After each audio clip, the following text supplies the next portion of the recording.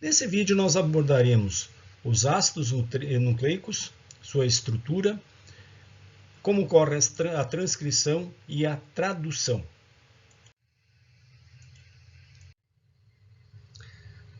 Aí, para nós entendermos como o DNA tem essa capacidade de armazenar informações e como ele tem essa lógica, nós temos que primeiramente entender o que é o DNA. Então, o DNA é uma cadeia de polímeros, longa, formada em unidade de atividade monômeros, no caso, monômeros de nucleotídeos. Tá? Então, esses núcleos, o que são os nucleotídeos? São monômeros de DNA. Ok, mas o que são eles? Esses nucleotídeos, eles são formados por um açúcar, uma pentose, no caso, como já visto, fosfato, tá? Fosfato, uma cadeia de fosfatos, e o grupamento fosfato, como posto aqui, alfa, beta e gama, grupamento alfa, beta e gama, e uma base nitrogenada. Então, esse conjunto com essas três moléculas, uma vez unidas, formarão um nucleotídeo.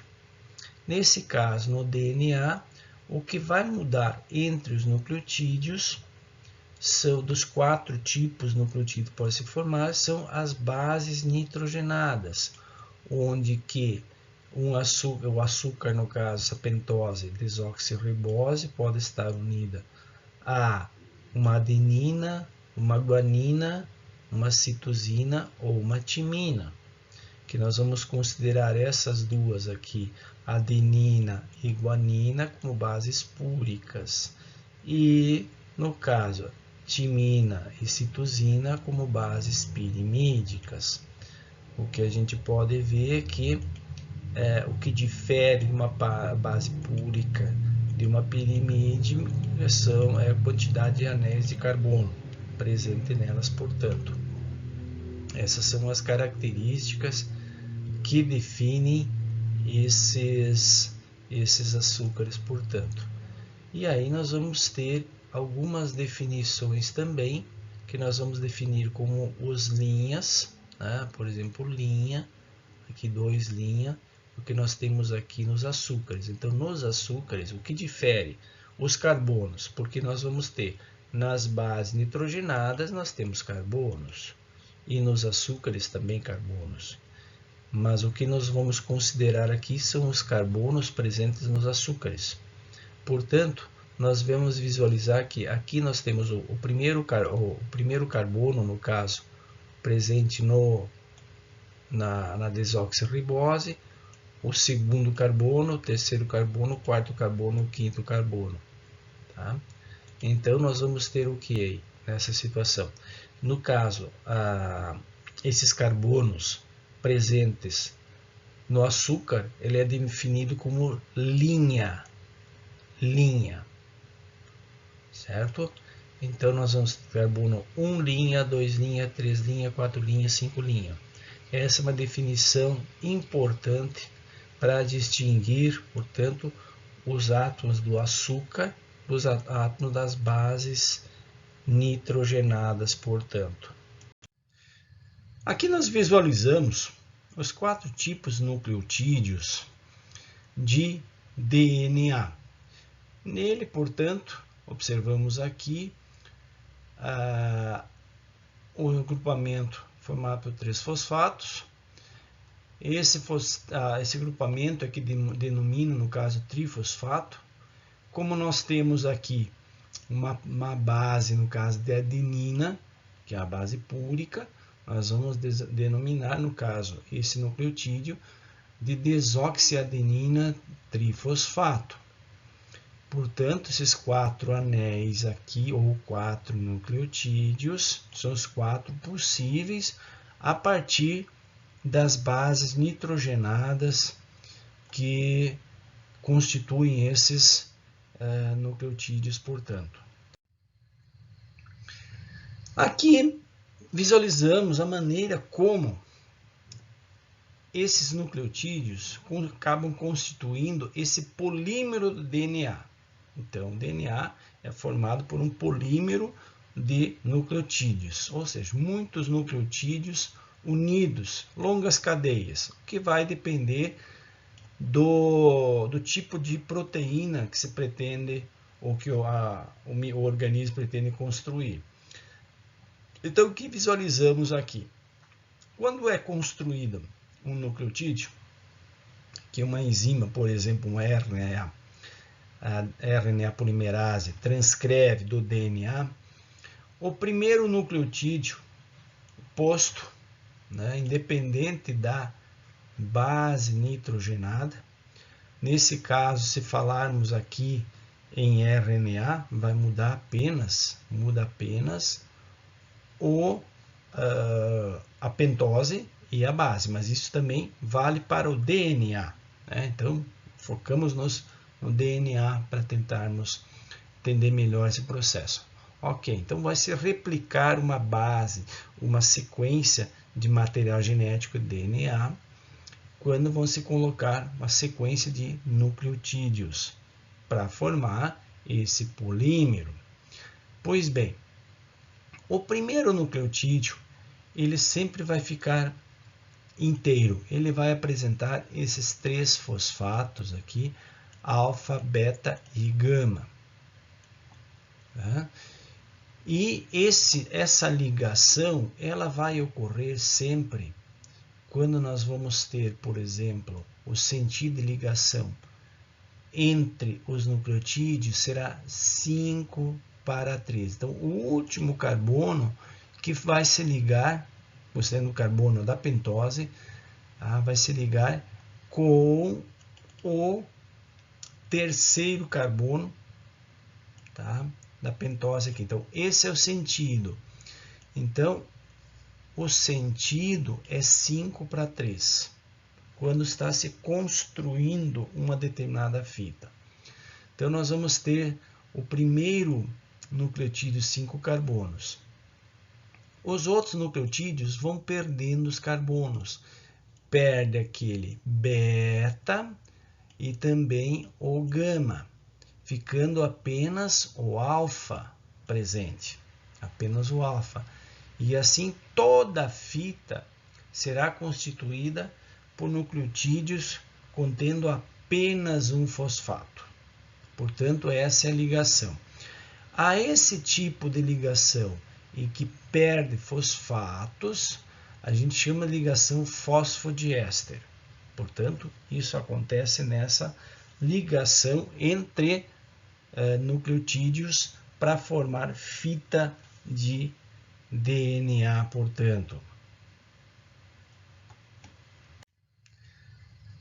Aqui nós visualizamos, conseguimos entender como é que esse material está constituído.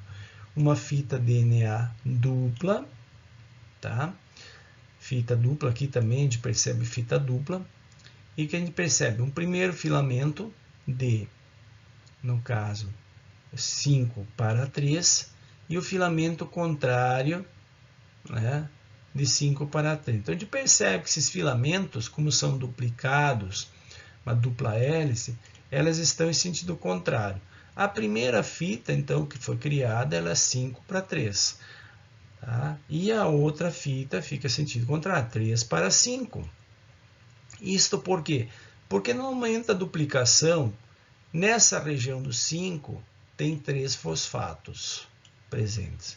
Consequentemente, a RNA polimerase ou DNA polimerase não consegue se fixar nessa região do 5. Ela precisa se fixar na região, portanto, do 3, que está nessa extremidade aqui, que é referente àquela fita. Então, caso essa tenha sido a primeira fita a se formar, o filamento complementar teria que iniciar a partir deste aqui no caso. Neste aqui teria que iniciar a colocação do primeiro nucleotídeo contendo 3 fosfatos e que termina em 3.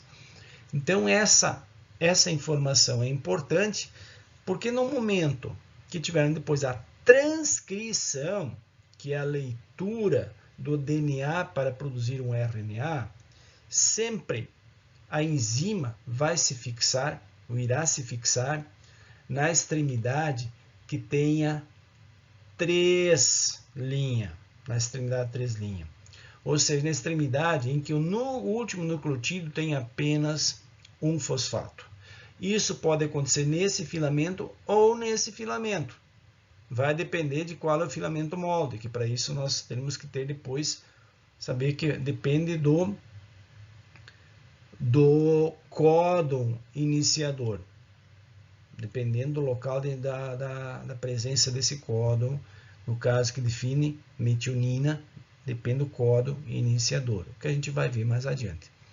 E a gente percebe também, olhando nesse espaço, a distância entre os sulcos. Então, conforme a fita de DNA, vai mudando essas características pela própria constituição do material genético. Observamos aqui as ligações, as pontes de hidrogênio que se ligam entre essas fitas, e isso explica o porquê uma base púrica se liga com uma base pirimídica, tá? Então, por que as bases púricas vão se ligar com base pirimídica? Então, em função dessas capacidades de ligação das pontes de hidrogênio. Então, aqui nós temos uma adenina, né? A base pirimídica, no caso, com a timina. E a capacidade de formar essa dupla ligação. Enquanto que a guanina, tá? Que é uma base púrica, ela pode formar 3 ligações e vai se ligar com a citosina. Então, somente consegue ligar citosina com guanina, C com G ou G com C. Somente, não existe outra forma de ligação. E adenina com timina, ou timina com adenina, no caso, no DNA, em função das pontes de hidrogênio, dessa capacidade, cada um poder formar, ligar essas 3 pontes de hidrogênio. O genes e essa informação genética ou informação biológica. Então, no caso, os nucleotídeos vão depender. Tem o comprimento de 75 nucleotídeos, 2.300, isso é muito relativo, vai depender do tipo de gene, portanto. E esses genes, portanto, estão contidos nesse material genético, tá? E que a gente vai chamar de DNA. E dentro desse DNA, portanto, nós vamos ter os genes, que tem informação, e o material intergênico, que é aquele material que não tem informação. Aquele DNA que não tem informação. Aqueles polinucleotídeos que não têm informação. Então, nesse caso aí, nós podemos partir do princípio que 30% do DNA humano, todo o material genético humano, ele é formado de genes que tem informação, os outros 70% não tem. Então, vamos tentar entender como é que se caracteriza, como é que esse material genético, os genes estão nesse DNA. Nesse caso aí, nós temos as duplas fitas DNA e os sentidos, portanto, 5:13 e em forma inversa também. E aqui nós vamos ter a região de um gene. Só que lembrar que a informação para a transcrição, como esses filamentos estão duplos, estão somente em uma fita, em um sentido das fitas, só em um, não nas duas. Tá? Então, estaria em apenas em um dos lados. Nesse caso aqui, como eu colocou o gene A, significa que esse filamento molde, onde está a informação, está na parte superior. Aqui é somente um exemplo. Já nesse outro gene, o que é nesse outro material genético aqui, DNA, mostra que nós temos 2 filamentos e que aqui nós temos um gene que envolve o filamento duplicado, aqui o outro gene e aqui outro gene.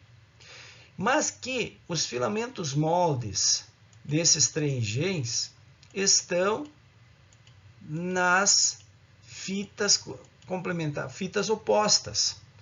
Um, no caso, está nesta fita superior, gene 1, filamento molde, que será transcrito, e no outro no filamento abaixo, enquanto esse aqui também no primeiro.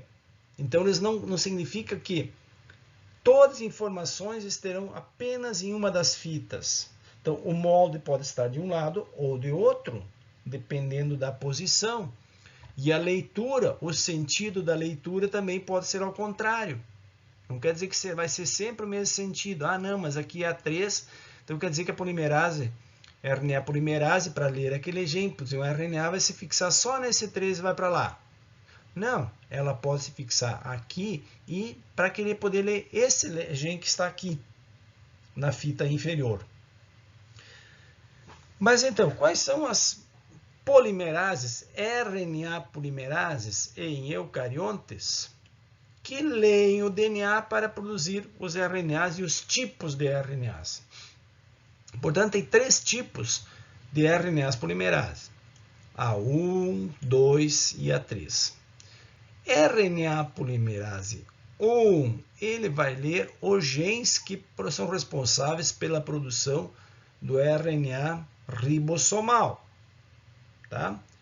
Então, nos ribossomos tem material genético RNA que ajuda a identificar, porque ribossomos são proteínas.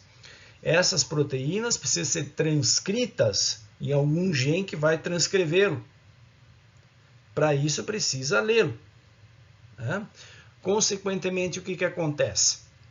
É uma proteína qualquer, globulosa, mas precisa ter alguma coisa ali dentro que garanta, que diga que aquele ribossomo vai ler um determinado gene. Então, os ribossomos são específicos também para cada gene que vão ser transcritos.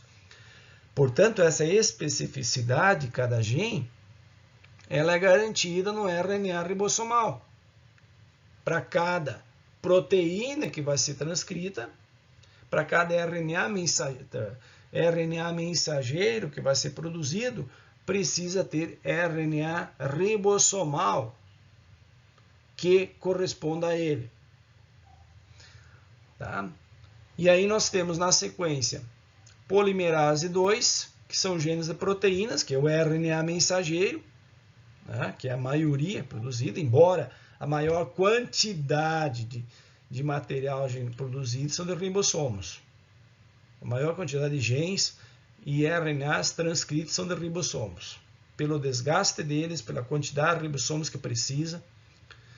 Polimerase 3, nós vamos ter também os RNAs S, que atuam no próprio no núcleo também, né? no spliceoma, que é a parte de remoção de introns, RNA transportador e outros RNAs ribossômico também e outros RNAs correspondentes. Mas disso tudo, o que nós temos que destacar que a polimerase 2 é a principal enzima a produzir os genes de proteínas, que seria o RNA mensageiro. Nesse outro slide agora, tentando ver os tipos de RNAs mensageiro no caso, como essa estrutura, como ele é transcrito. Então nós vamos tentar caracterizar esse RNA mensageiro como aquele intermediário, portanto. Ou seja, ele fica entre o DNA e entre a proteína. Ele tem um período, uma duração de vida, que também vamos falar mais adiante, ele não vai ficar sendo produzido para sempre, tem um momento em que ele precisa parar de ser produzido. Existe uma regulação no material genético do DNA, do RNA mensageiro. Tá? É uma molécula muito estável, assim precisa ser, porque isso tudo tem a ver com a economia de energia do organismo. Não tem por que ficar produzindo uma proteína lá nos ribossomos se, no caso, já existe em excesso. E isso significaria um gasto excessivo de ATP, além de problemas outros resultantes de saturação dos espaços intracelulares. Uma observação que nos mamíferos então duraria mais do que no máximo até 6 horas esse processo todo, né, de produção de RNA mensageiro disponível. Uma característica aqui do RNA, vamos falar, por exemplo, do ATP, que é adenosina trifosfato, que é a principal molécula de energia no nosso organismo. Ou seja, todos aqueles, uma vez quebrada uma molécula de glicose ou outra que possa resultar em ATP, essa energia é acumulada entre as ligações de fosfatos. Então, uma molécula de ATP é um nucleotídeo de RNA formado por adenina, no caso uma ribose, que é uma pentose, né? E 3 fosfatos. 3 fosfato, aquele grupamento fosfato. Isso nós chamamos de ATP, adenosina trisfosfato. Uma vez que ocorra a quebra do ATP para a liberação da energia, nós teremos um ADP. E esse ADP volta sempre para as mitocôndrias, onde nas ligações glicólise vai receber um outro ADP, voltando a ser carregada para ATP.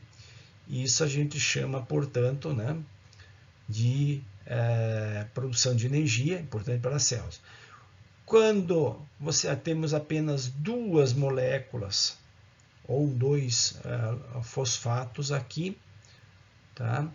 E perde-se um fosfato, nós vamos ter um AMP, como AMP cíclico, que participa das ligações e nas regulações de produção de energia no organismo e também nos processos de regulação gênica. Nesse outro slide visualizamos a situação do RNA ribossomal e RNA transportador, o que eu falei há pouco. Todos os RNAs, portanto, são produtos de transcrição. Todos eles têm uma funcionalidade nas células. Então, tanto o ribossomal, transportador, como o codificado para a proteína, eles precisam ser transcritos. Então, para que uma proteína possa ser produzida, obviamente tem que ocorrer a transcrição no DNA. Mas para isso também precisa ter a transcrição do DNA para a produção de RNA transportador. Também precisa ter a produção de RNA ribossomal. Essas moléculas não existem ao acaso dentro do citoplasma. Não estão ao acaso. Toda a informação está no DNA. Então, tudo precisa ser transcrito. Portanto, para a produção de uma proteína, todo um processo precisa ser ativado. Muitos outros RNAs precisam ser transcritos para que aquele processo, aquela cadeia toda possa ser consumada. Aqui nos interessa agora falar sobre os RNAs ribossomais. Esses RNAs ribossomais, portanto, eles constituem os ribossomos. O que falamos? Se eu quiser produzir uma molécula de hemoglobina, essa hemoglobina que é formada, portanto, por muitas outras moléculas de proteína, já que ela é uma globulina, ela precisa ser formada ter vários RNAs mensageiros trazendo informações. Para isso, precisa ter, portanto, ribossomos específicos. Ribossomos nada mais são do que um conjunto de 2 moléculas, subunidades proteicas. Mas a proteína por proteína não define. Então, para que essas 2 subunidades proteicas possam ter funcionalidade, possam atuar dentro das enzimas, outras pequenas moléculazinhas enzimáticas atuarem. Então, nós estamos falando de uma grande proteína que dentro dela tem outras enzimas atuando. Precisa que aqui essas esse RNA ribossomal todo preencha e dê uma característica, uma especificidade para esses ribossomos. Portanto, os ribossomos são específicos para cada tipo de proteína que são produzidos. Então, voltamos àquela questão. Para produzir uma determinada proteína, precisa inclusive produzir proteínas ribossomais que dê conta dessa síntese ali. Tamanho é um nível de complexidade que se tem. E aí o que nós vamos olhar, no caso, nessas subunidades? Então nós vamos ver que aqui nós temos unidades de procariontes e eucariontes. Vamos trabalhar, portanto, com o tamanho dessas unidades de procariontes e eucariontes. Então, o ribossomo completo de um procarionte, ele tem na sua unidade maior 50S, seria a unidade maior. E a unidade menor, 30S. Se somarmos 30S com 50S, teríamos o total de 80S. Mas à medida em que essas unidades se unem, há uma tendência de perda de massa. Consequentemente, reduz o peso molecular. Para outra situação, nós temos aqui, para os eucariontes, a unidade maior seria de 60S e a menor de 40S. Somando essas unidades, teria que dar 100S. S é uma medida, portanto, utilizada para esse peso das moléculas aqui. Teria que dar 100S. Mas, na verdade, são 80S, porque teve justamente no momento da fusão delas perda de massa molecular. Bem, o que isso pode interessar para nós na área na saúde humana, da enfermagem? O fato é o seguinte, entender isso. Muitos antimicrobianos, eles atuam entre essas unidades, principalmente aqueles de síntese proteica, macrolídeos e alguns, vamos tomar ali como exemplo a azitromicina, eritromicina, tetraciclina, e todos eles, um atua a unidade S maior, outro unidade S menor, outro bloqueando a atuação do RNA mensageiro.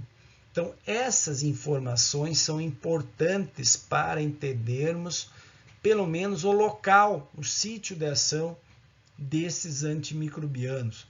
Alguns específicos, aqueles que atuam, portanto, na síntese proteica, claritomicina, outros aí, clorofenicol e muitos outros antimicrobianos aí, portanto. Nesse caso aí, só para ter um exemplo, os bactérias já têm muitos ribossomos, 20 mil ribossomos. Né? 20 mil ribossomos. Isso é muito material. Então, 80% de RNA total das células, em média, está ligado para RNA ribossomal, enquanto que 10% apenas para proteínas, que nós falamos antes. Então, muito RNA ribossomal precisa ser produzido para que dê conta de promover esses processos de transcrição todo, conforme, e tradução, consequentemente, venham a ocorrer. Quanto à transcrição do DNA para a produção de fitas de RNA ribossomal, existem também alguns processos relacionados ao processamento dessas fitas aí. Nem sempre a fita transcrita, primeiramente, a gente chama de RNA maduro. Existe aquele material que precisa também ser crivado, ou seja, retirar do interior do material genético, do DNA, aquele material que a gente chama de DNA extragênico, ou aquele material que não tem informação. Nós veremos isso na sequência, quando for de informação do RNA mensageiro, que é o capeamento, o spliceomo, que é remover introns, aquele material genético que não tem informação, e com isso nós vamos conseguir montar maior variabilidade de material genético. Nesse caso aqui, isso também acontece no RNA, que nós precisamos ter, ou o organismo precisa ter, uma grande quantidade de ribossomos diferentes. E isso se consegue a partir da recombinação dos pedaços desse material genético transcritos. Então, esse processamento também acontece em bactérias, como postas aqui, em micro-organismos, porque os micro-organismos também não têm uma grande quantidade de genes, mas dão conta do processo, assim como também vai ocorre no caso nos mamíferos, essa clivagem, chamamos de clivagem, processamento, que é a remoção daquele material de RNA não desejado. E para garantir também maior variabilidade desse material genético, obviamente. O que nesse outro slide nós vamos verificar, especialmente aqui à direita, a existência de múltiplas cópias ou cópias idênticas desse material genético, justamente para que se produza bastante filamento de RNA ribossomal. Então, esse material genético pode estar disposto de maneira linear, em grande quantidade, ou estar amplificado, ter uma grande quantidade aqui e empilhamento, para que garanta uma produção de uma grande quantidade de RNA ribossomal. Então, comentamos há pouco que em torno de 80% do material do RNA transcrito nas células é RNA ribossomal. Para isso, é necessário ter uma grande quantidade de genes para que possa dar conta em uma frequência muito elevada de transcrição. Então, essa é uma característica do RNA ribossomal, portanto. Em relação ao RNA T ou transportador, ele tem uma forma de trevo. Bom, essa forma de trevo é justamente para evitar com que ele se fixe em algo ou se envolva em outra reação. Então, à medida que ele assume essa forma aqui, ele praticamente é inutilizado por qualquer outra reação. Observamos aqui que existe, portanto, vários genes que transcrevem e que se recombinam para formar transportadores diferentes. O que nós vamos entender, e aqui essa transcrição realizada, depois ocorre essa clivagem aqui, remoção das extremidades para produzir sempre filamentos. Mas para cada aminoácido específico, cada aminoácido que precisa ser transportado no citoplasma até os ribossomos, existe um RNA transportador específico. Mas como isso? Por quê? Porque aqui existe o que se chama, olhando nesse RNA, que a gente chama também em forma de um trevo, nessa uma extremidade aqui tem o que se chama de anticódon. Anticódon, como no RNA mensageiro que está passando no ribossomo tem o códon, as 3 trincas, e precisa ser identificado, para ele existe o anticódon. O anticódon para identificar certinho. Então, esse anticódon define o aminoácido que deverá ser fixado nessa extremidade aqui de adenina, nessa linha 3 aqui. Então, aqui nessa extremidade do RNA transportador se fixa o aminoácido.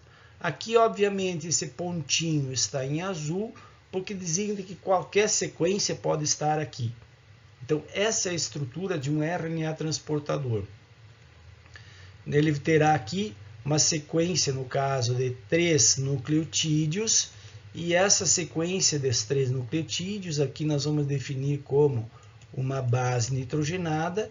Essa base nitrogenada, que é de RNA, onde substitui timina, que seria por uracila, né?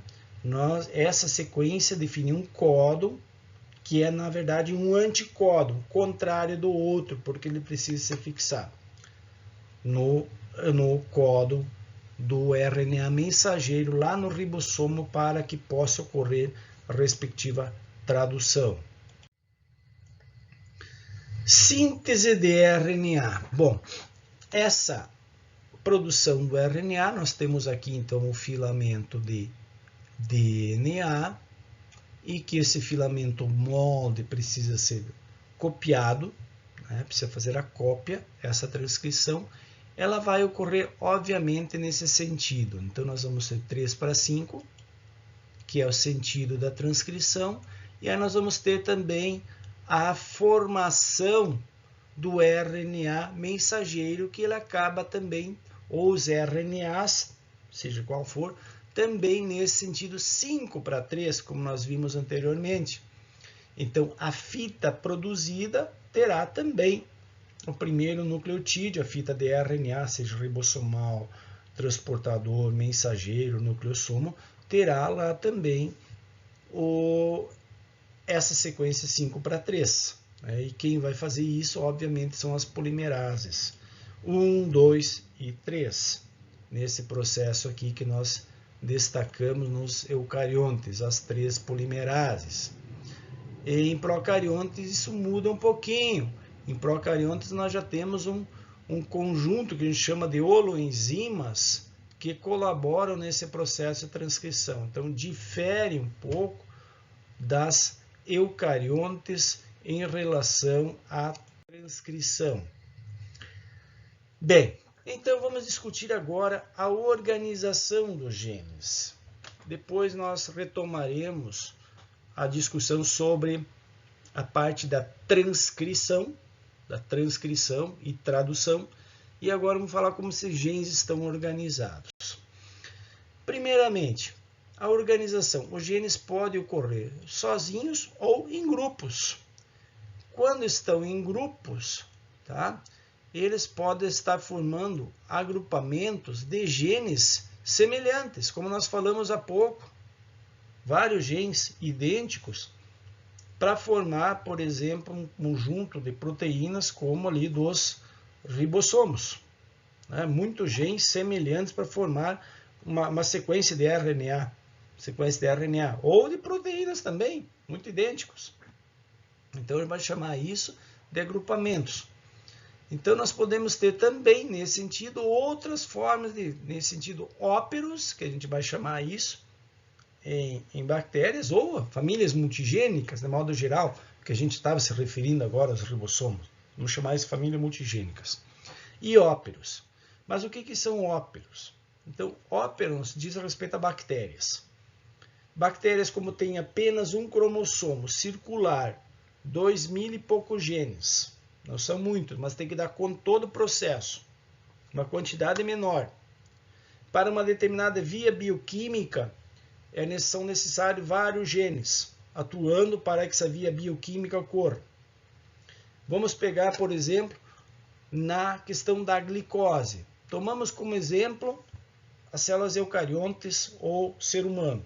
Ser humano, nós ingerimos algum alimento, algum carboidrato, já começa por amilase na boca sendo decomposta, né, ou digerida, para resultar daí outros subcarboidratos, subcarboidratos ou sacarídeos, melhor dizendo, disacarídeos, outros, e aí até essa quebra vai acontecendo, até chegar no fígado em forma de glicose e precisa ser armazenada em forma de glicogênio. Essa glicose depois precisa passar para as células. Quem fará isso será a insulina. A insulina é um hormônio produzido pelo pâncreas. Então, o pâncreas produz insulina. A insulina, portanto, é transportada do exterior da célula para dentro via a glicose via insulina, esse transporte. E dentro da célula, essa glicose, portanto, será quebrada. Como as bactérias são apenas uma célula e elas não conseguem ter esses órgãos que controlam tudo, e cada órgão tem um mecanismo de regulação gênica para evitar que gaste energia, as bactérias precisam ter um controle sobre esses genes. Como controlá-los? Mantendo eles próximos. Então, óperons são sequências de genes que controlam uma devida via bioquímica e estão muito próximos. Então, nós vamos ter óperos aqui, que seria da transacetilase, permease, beta-galactosidase. O que é isso? São aqueles genes que vão controlar, por exemplo, a via da lactose, que é da Escherichia coli principal via. Então, a lactose é um disacarídeo. Como é que ele vai entrar na célula? Então, para isso, vai ter, no caso, essa proteína, enzima permease, que seria uma insulina lá para nós humanos, né? E vai permitir a entrada dela. Essas outras enzimas aqui, beta-galactosidase, transacetilase, irão quebrar esse disacarídeos em 2 monossacarídeos, galactose e glicose, e vai se beneficiar, obviamente, pela glicose, né? Então, essa é uma característica. Portanto, esses genes estão próximos para poder ser regulados, porque na ausência da lactose, tá, essa permease ela será bloqueada. Ou seja, por que gastar energia? Tá? Ou as demais também. Para que gastar energia ativando uma enzima se não existe lactose lá fora? Ou lactose em excesso. Mesma coisa, também precisa ser bloqueado. Então, se os genes estão próximos, eles conseguem ser regulados de uma maneira mais específica. Estão muito distantes, a comunicação passa a ser falha. Consequentemente, uma célula acaba gastando mais energia do que deveria. E como trata-se de uma bactéria, uma célula que precisa controlar seu gasto energético, esse mecanismo de regulação precisa estar muito bem, ou precisa ser muito bem controlado. Então, isso nós chamamos de óperons. Conjunto de genes diferentes, produzem substâncias diferentes, mas envolvidos numa mesma via bioquímica. Estão próximos, portanto, para serem regulados. Ativá-los, no caso, quando precisa, ou inativá-los. O objetivo disso é controlar o gasto energético. Certo? E aí nós vamos falar das outras famílias multigênicas. Entre essas outras famílias multigênicas, que já destacamos, que podem ser tipo óperos também, nós vamos destacar essas aqui, né, que são as famílias simples, que já falamos há pouco sobre elas, né, dos ribossomos, né, uma sequência, muitos genes, por exemplo, de ribossomos, até 2.000 genes, por exemplo, nos humanos, 2.000 genes para produzir RNA ribossomal. 2.000 genes. Muito bem, enquanto a bactéria tem 3.000 genes que controlam todo o metabolismo, nós temos 2.000 genes só para isso, né? Só produzir RNA ribossomal no cromossomo 1. É muito gene, portanto. Então, os genes estão muito próximos. Tá? Aqui um exemplo da mosca drosófila, mas para entender que tem que produzir muito. Ao passo que nós vamos ter outras famílias multigênicas complexas, que estão, por vezes, olha, o cromossomo 11, muito próximos. Assim como também teremos, depois no cromossomo 16, e assim outros cromossomos. E aí nós vamos citar o exemplo das proteínas, olhando as proteínas fetais, né? Então, olha aqui, olha o exemplo aqui, proteína as hemoglobinas. Hemoglobina embrionária, fetal e adulta. Então, o feto, durante o embrião, no seu desenvolvimento, lá no estágio inicial, o mesoderma extraembrionário produz as primeiras células sanguíneas, são células nucleadas. Portanto, esse é o sangue embrionário. Nesse período, nós vamos ter determinados genes transcrevendo aquela hemoglobina. Num estágio seguinte, o fígado produz o sangue, quando já tem órgãos constituídos, mas não tem medula, que é a fase final da produção do sangue, portanto, que é já o sangue para o indivíduo adulto. E nós vamos ter hemácias, no caso, que são anucleadas. Até aqui são todas nucleadas. Então, o feto produz sangue, né, com hemoglobina, no caso do tipo gama, que estará presente, né, se produz a partir do fígado, são nucleados, com uma hemoglobina específica. E aí, na sequência, até o nascimento, nós temos a transição em que a medula passa a produzir essa hemoglobina adulta e todos os demais genes aqui são desligados. São desligados porque quem vai produzir agora é essa hemoglobina delta e beta que vão produzir do indivíduo adulto, portanto. Genes, portanto, desse indivíduo adulto. Então, isso nós vamos chamar de família multigênica complexa. Existem níveis, estágios de regulação para produzir uma determinada proteína, que embora tenham a mesma função, mas elas são diferentes. E isso precisa ser muito bem regulado. E para que possa ser bem regulado, precisa estar próximos também, muito próximos. O que difere no sentido de óperos, não é a mesma lógica, já que óperos são proteínas diferentes. Aqui não, são as mesmas, embora com funções idênticas, mas diferem em muitos aspectos essas proteínas produzidas aí, que são a hemoglobina, tanto a oximoglobina como a carboximoglobina. E aí, alguns genes também que perduram indivíduos, né, em suas funções, que nós vamos ver genes, como é que esses genes se constituem, portanto. Esses genes eles podem ser formados, genes contínuos, como nós falamos antes, então todo ele, e descontínuos, que tem intros. E isso é uma característica também já comentada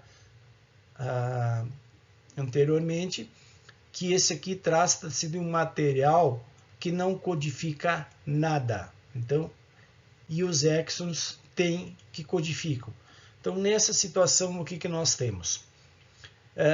Esse material intro provavelmente tem sido vírus introduzido em um dado momento da evolução e que fragmentou o material genético, incluindo, fazendo com que separasse esses pedaços. E esses materiais aqui, esse material intergênico aqui, esses intros, precisarão ser removidos, porque eles não transcrevem informação. Mas eles são úteis, como veremos depois, à medida que eles contribuem na recombinação do material genético, podendo formar outras proteínas que não aquelas primeiras. Então, milhares de proteínas diferentes podem ser formadas. E assim nós podemos ter aqui formação de genes novos, uma proteína A, uma proteína B, e com a cisão dos exos formar uma terceira proteína diferente. Então, isso é a recombinação possível à medida que ocorre essa excisão, retirada desse material intergênico. Agora, vamos tentar voltar os nossos olhares para a parte da transcrição, para a produção de determinadas proteínas, enzimas específicas. Nesse caso aqui, nós temos um determinado gene com uma região promotora, onde aquela enzima inicial, RNA polimerase, precisa se fixar, e numa região terminadora, o terminator, onde essa polimerase se fixa, portanto, promove alongamento e aí, na consequência, retirada depois de um RNA. Essa polimerase pode ser A1, A2 ou A3, como nós falamos. Independente da polimerase, o processo é o mesmo. E aí nós temos o exemplo que diz relacionado a DNA. Esse DNA, portanto, ele é formado de dupla fita, como falamos, e ele precisa ter uma marcação no filamento molde. Aqui colocamos filamento não molde e o molde. Por que molde? O molde precisa iniciar sempre, a transcrição ocorre onde tem essa sequência TAC no DNA. Isso designa AUG. AUG na tabela, que veremos adiante, de aminoácido designa metionina. Então, metionina é sempre, metionina, um M, é sempre o aminoácido iniciador em todas os RNAs mensageiros.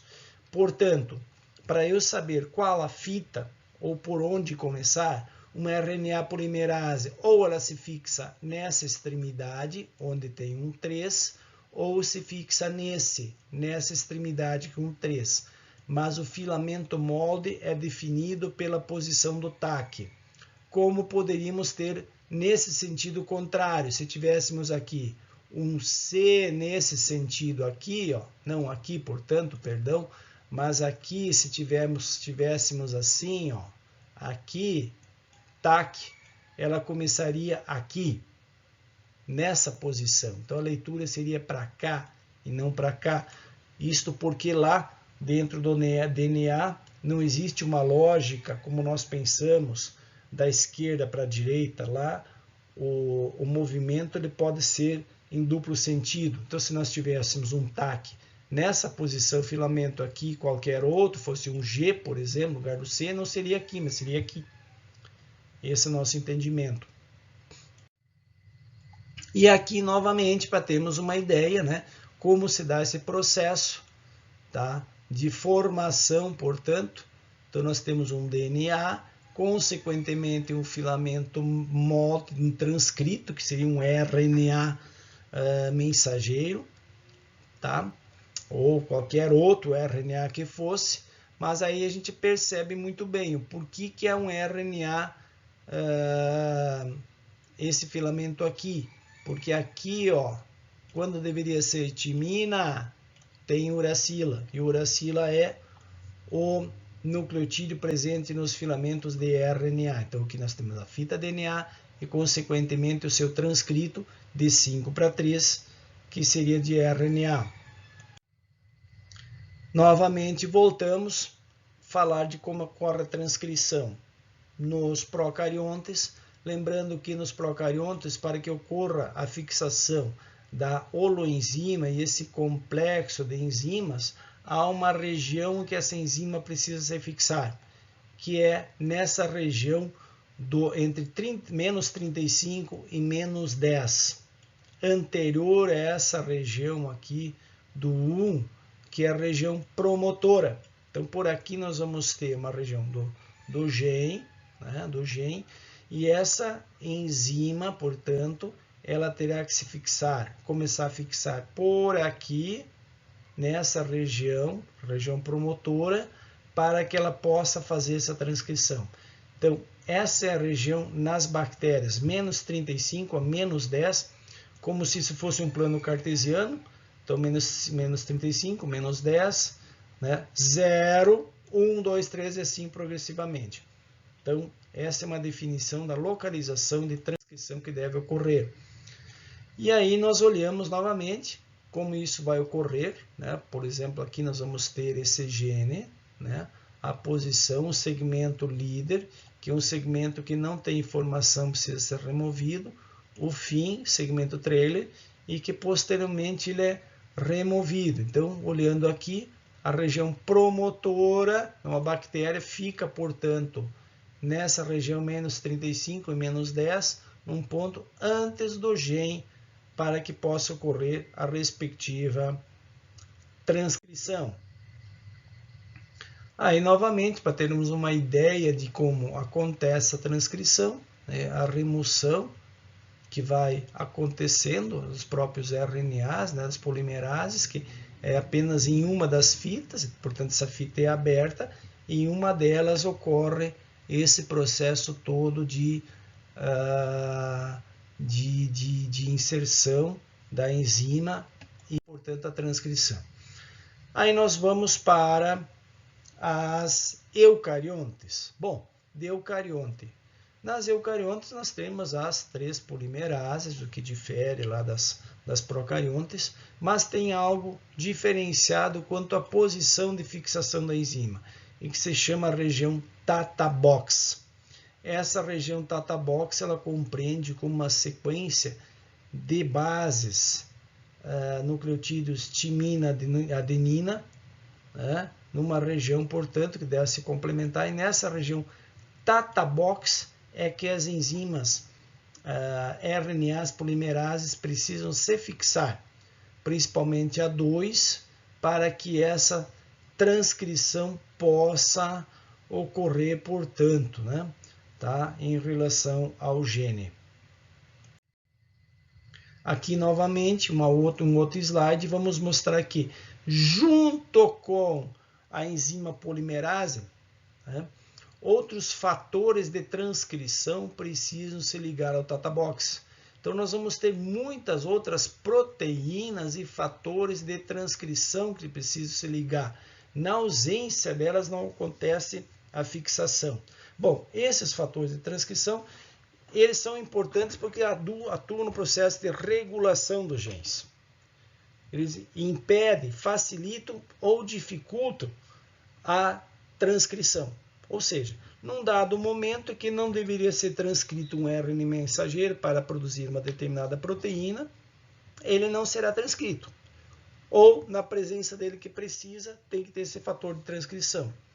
Então, muitas vezes, quando se tem alguma determinada síndrome, uma doença genética que as pessoas possam ter, por não produzir uma determinada enzima ou alguma proteína, algo assim, geralmente enzimas, é porque a pessoa também tem uma falha, tem um problema na produção de algum fator de transcrição, que são justamente também proteínas produzidas por outros genes. Então, nós vamos ter muitos elementos interagindo em características genéticas herdáveis, portanto, que por vezes as pessoas não produzem uma determinada substância. Ou produziam, pararam de produzir, ou volta a produzir, ou naquilo que desregula as funções biológicas. Então, isso tem a ver muitas vezes com os fatores de transcrição. A pessoa produzir ou não produzir esses fatores de transcrição. Agora nós passamos para essa etapa seguinte, que uma vez que ocorra, ou tenha ocorrido, portanto, a transcrição, a produção de um RNA mensageiro, que a gente chama isso de um RNA temporário, um pré-RNA ou algo semelhante, né? Esse RNA mensageiro, esse pré-RNA, ele passa por um processo de processamento. Nesse processamento, que a gente chama de spliceomo, são removidos todos os introns. Ou seja, se aquele gene é contínuo, não há necessidade, ele é apenas um gene. Mas se o gene for descontínuo, precisa remover aquele material que não tem informação. Isso é chamado também de capeamento ou processamento, que aí se produz o RNA definitivo. Esse RNA definitivo é transportado, portanto, para o citoplasma, onde nos ribossomos ocorre a tradução. Esse transporta o RNA, portanto, esse RNA é transportado, e ali se transforma em proteína, e essa proteína depois pode ser ativada ou não. Em outra via, no caso, quando esse RNA ele está em excesso, ele pode ser degradado ou estocado. E no caso, nós vamos ter, portanto, não teremos uma expressão gênica. Aqui nós entendemos o que a gente pode compreender por spliceomo. Então, nós temos um material genético, aqui no caso um RNA mensageiro, com essa terminação aqui adenine, né, na extremidade, ou seja, a cada tradução, uma adenina dessas é removida. Isso é responsável pela longevidade. Então, essa cauda adenina, que se define cauda adenina, a cada tradução, a cada vez que o RNA mensageiro passa pelos ribossomos, uma adenina é removida. E isso define a longevidade do RNA mensageiro. uma vez que se esgotam essas adeninas, o RNA ele é excluído, ele não tem mais funcionalidade. E aí o que nós temos aí então? Esse seria um RNA, um pré-RNA, ele passa por esse spliceomo onde os introns são removidos. Aqui nós temos essa noção já, esses RNAP ou RNAs aqui que nós temos, nucleossomos, que fazem parte desse conjunto enzimático, né, que remove todos os introns, produzindo, portanto, esse RNA mensageiro definitivo. Bem, quais as vantagens que podem existir no caso do RNA sendo o material genético genes descontínuos e também produzir um RNA descontínuo? Existe na formação de inúmeras proteínas diferentes. Se olharmos aqui, se essas proteínas todas fossem apenas se unir de uma única forma, teríamos uma única proteína. Mas pode existir, no caso, essa alteração em função das necessidades do organismo. Então, um gene, pela recombinação, pode formar muitas proteínas diferentes. E isso tem a ver, por exemplo, se formos olhar, com o nosso código imunológico, né? Ou o nosso sistema imunológico. Nós temos em torno de 1000 genes que produzem anticorpos. E ao longo da nossa evolução, nós entramos em contato com milhões de antígenos diferentes. Então, o que nos garante que 1000 genes possam dar conta, ou tenham dado conta e ainda darão conta de milhares ou outros milhões de genes que vêm pela frente? Todo ano vírus diferentes, que vão surgindo, antígenos diferentes, e vai dando conta. É justamente essa capacidade de recombinação que nosso material genético tem. Então, isso acontece em função desses spliceomos, desses genes descontínuos. E isso aconteceu, esse processo todo, durante a evolução, pela inserção de outros materiais genéticos, como os virais. Então, vírus foram entrando, fomos sendo infectados, vírus foram entrando e fomos recombinando. Então, os vírus, além de entrar num processo de seleção natural, como acontece com as doenças, também contribuem na nossa evolução e adaptação. Então, nossa condição hoje de Homo sapiens, da maneira de evolução, está relacionada também a esse processo de coevolução que ocorreu com esses micro-organismos, em especial os vírus. Por isso, dessa capacidade de produzir inúmeras proteínas diferentes. Obviamente que isso também tem a ver com os transpossons, que são genes saltadores, que nós vamos ver nos conteúdos à frente, e que são genes também que saltam de um cromossomo para o outro. E eles têm lá também enzimas, no caso transcriptase reversas, seriam como vírus que vieram provavelmente de retrovírus no processo evolutivo.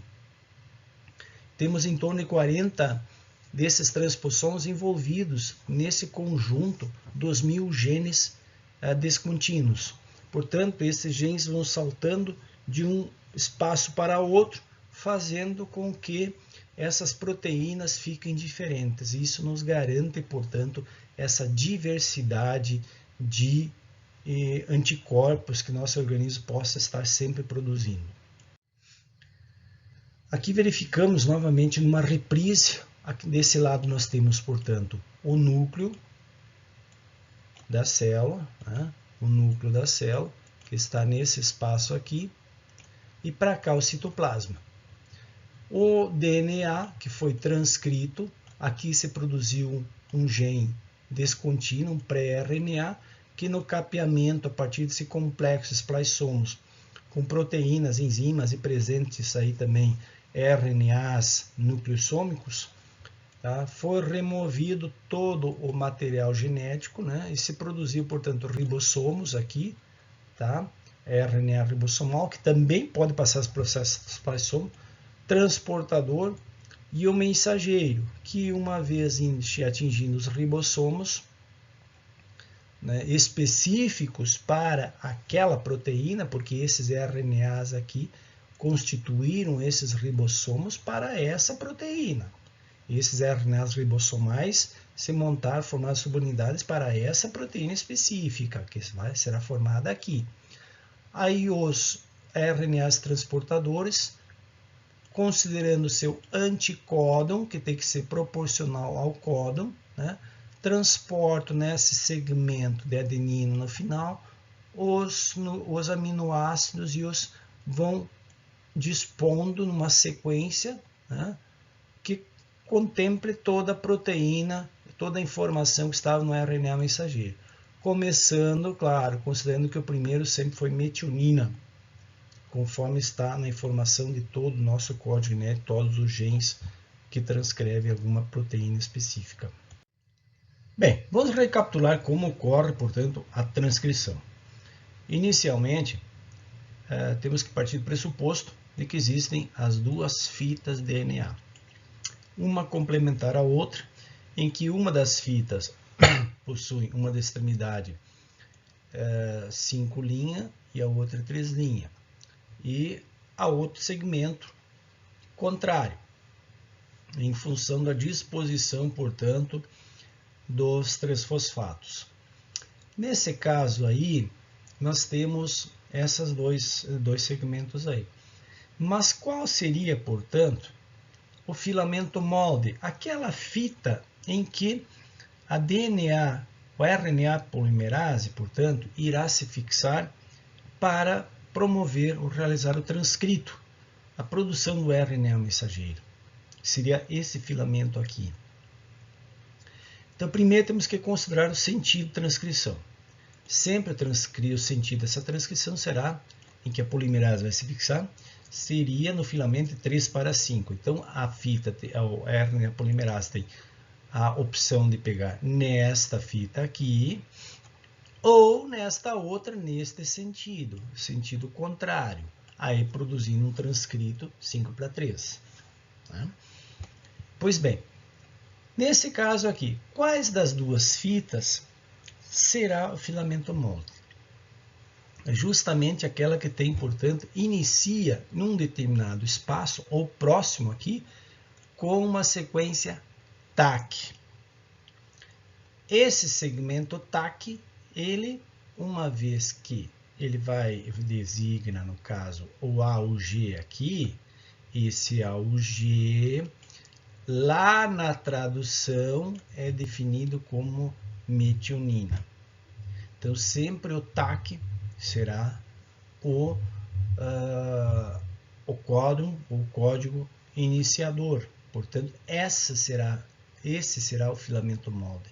Esse aqui deverá ser transcrito até achar uma sequência, um códon finalizador, ou um stop códon que chegar no final e designa, olha, para de transcrever.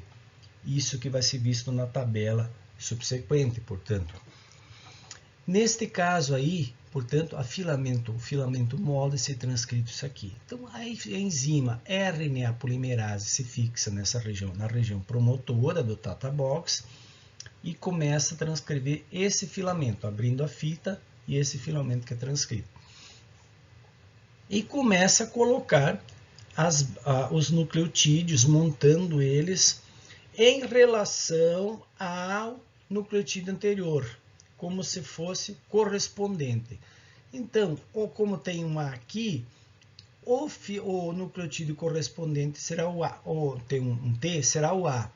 Como tem um A aqui, seria timina, mas timina não vai em RNA, e sim uracila. Então, seria U. O correspondente do G, do C, é o G. Então, o filamento RNA é um correspondente ao outro. Nesse caso aqui, nós temos timina. Então, o correspondente à timina, adenina, né? E para a citosina, guanina. E esse é o correspondente. Mas veja o que é curiosidade. Se olharmos esse filamento aqui de RNA, ele é quase a mesma coisa que o correspondente ao DNA. É o mesmo, é o filamento correspondente. só substituindo, portanto, nesse caso aqui, que nós teríamos a timina substituindo por guanina. Né? Então, seria o filamento correspondente. Então, partindo desse pressuposto, a informação mesmo estaria neste e não neste, porque este é o transcrito. Tá? E assim, nós vamos ter essa sequência aqui que a gente vai definir isso aqui de trincas ou códons. E esse é o filamento de material genético, RNA mensageiro, que vai até os ribossomas, onde ele é traduzido para a produção de uma sequência de aminoácidos, que correspondem, portanto, proteínas. Aí, então, essa pergunta feita, qual é o filamento molde? E aqui nós temos, portanto, olharmos o que são os aminoácidos correspondentes, terminando nesse stop código, que é justamente o código de parádise. Ó, acabou, uma tesourinha, não tem mais. É um código sem informação. A partir dali, parou a transcrição. Nessa tabela, então, nós conseguimos entender como é que funciona esse processo, como essa definição do aminoácido. Então, nós temos aqui A ao G, o primeiro. O primeiro nucleotídeo, primeira base nitrogenada, designa esta coluna aqui. Então, o nosso aminoácido estaria aqui. Tá? Então, é um plano cartesiano. E nosso aminoácido está nessa linha. O segundo, no caso, segunda base nitrogenada, é neste plano aqui. Então, está aqui na vertical. Tá? E o terceiro, que é G, está aqui na terceira. Então, temos que voltar, né? Voltar para nossa posição aqui. Então, está aqui o nosso aminoácido, A ao G, que significa um códon iniciador ou start códon, né? Ou metionina. Vamos fazer outro exercício, outro subsequente. A, então o A está aqui. Então qual é? O que quer dizer AAG? Vamos ver que aminoácido é esse? Então vamos lá. O A está aqui, esse é o primeiro. Tá? Então é nessa linha que está. O outro A está aqui, então plano cartesiano aqui. Trago aqui e aqui. Então nesse quadrante aqui está meu aminoácido, tem que descobrir. Agora o G, qual é que é o G? O G está, então não tem aqui U, C, A, G aqui embaixo, ó. Aqui embaixo o A. Então o meu aminoácido aqui é lisina. E assim por diante, até eu chegar o AA. Então qual é que é o AA? Eu tenho o primeiro, o está aqui. Então aqui está o meu aminoácido que eu pretendo, nesta linha aqui. Nesta linha. O A está aqui, então. Né? E o outro A aqui. Volto aqui, portanto. Ó. Stop códon. Está aqui o código de parada. E é esse o exercício, a atividade que é realizada lá nos ribossomos, que é montar os códons correspondentes e, consequentemente, montar os aminoácidos, e a sequência dos aminoácidos designa uma determinada proteína.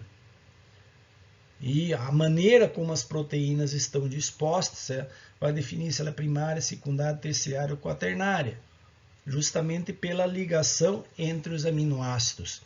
E isso define, portanto, a função também do respectiva proteína.